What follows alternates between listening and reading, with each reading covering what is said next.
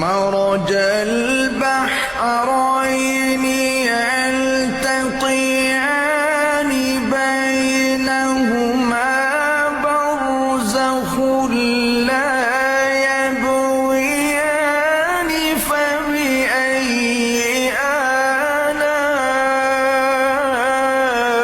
آلاء ربكما